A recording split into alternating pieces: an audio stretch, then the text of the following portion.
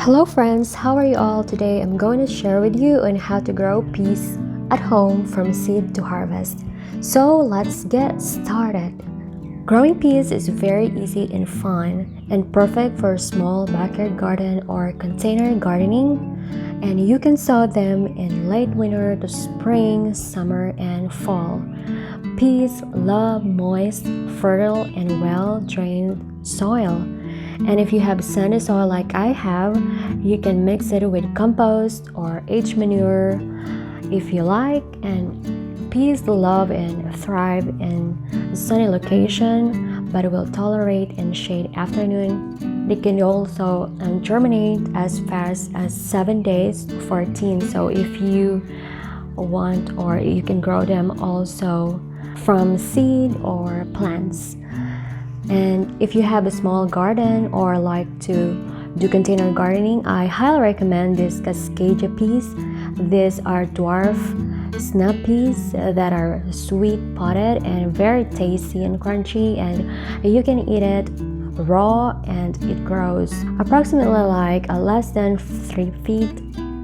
And you can also try the snow peas if you like. I have experienced growing snow peas before, and they are really much bigger potted peas, and you can plant them in like a 1 inch of soil, at least 4 to 6 inches apart. So the beauty and benefits of planting and growing peas is that it provides supply of nitrogen, and I highly recommend to plant them along with your loving green vegetables or leafy greens.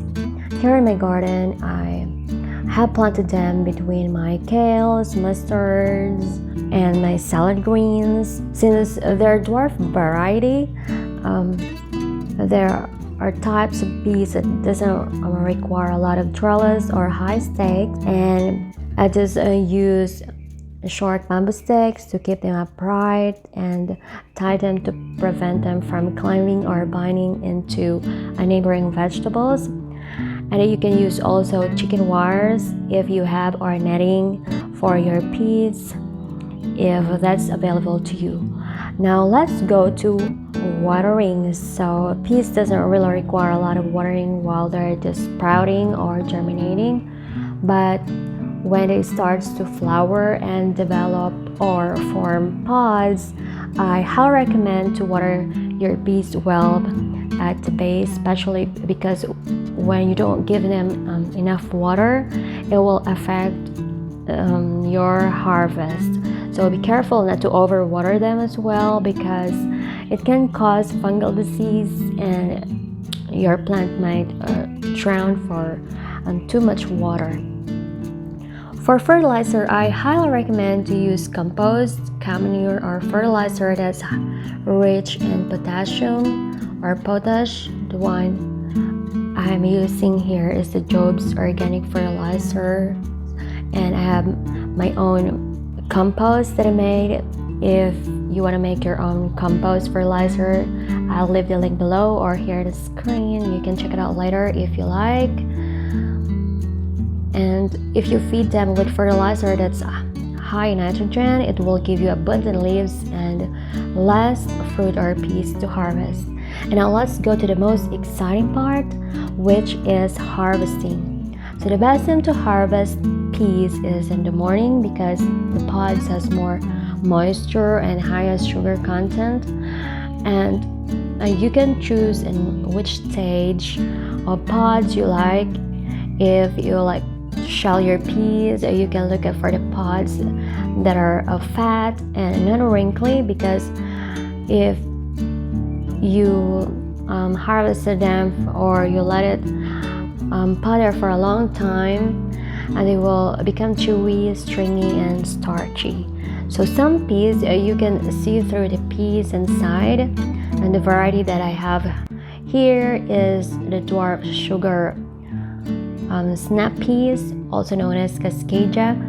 You can pick and harvest them when they're rounded and smooth texture, and you can eat it raw or saute them, or even mix it with salad greens or leafy vegetables. So peas are sweet and crunchy, and when eaten raw, just after picking, and you could also include or cut pea shoots if you like to mix it with your peas. So question of the day, what is your favorite peas varieties that you like to grow? Please comment down below. I would love to hear from you. Thank you. So even peas are easy and low maintenance plant. Some insects and pests love to infest or chew them. So if you have pigeons around your house, I highly recommend to put netting to deter them. I have also encountered aphids and ants, so I highly recommend to attract predatory insects like ladybugs, hoverflies, and more.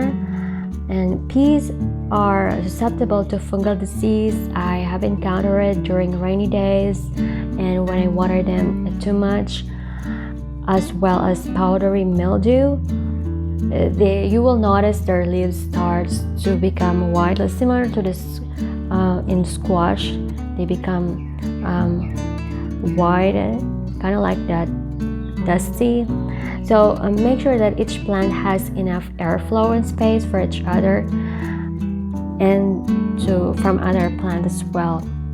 And another tip is that please continue picking the peas, especially while they're still edible, tender, and crunchy, because when they start to mature and dry, they tend to stop producing more pods, and kind of like giving the plant signal to stop producing more pods because it's time already to for drying the peas inside.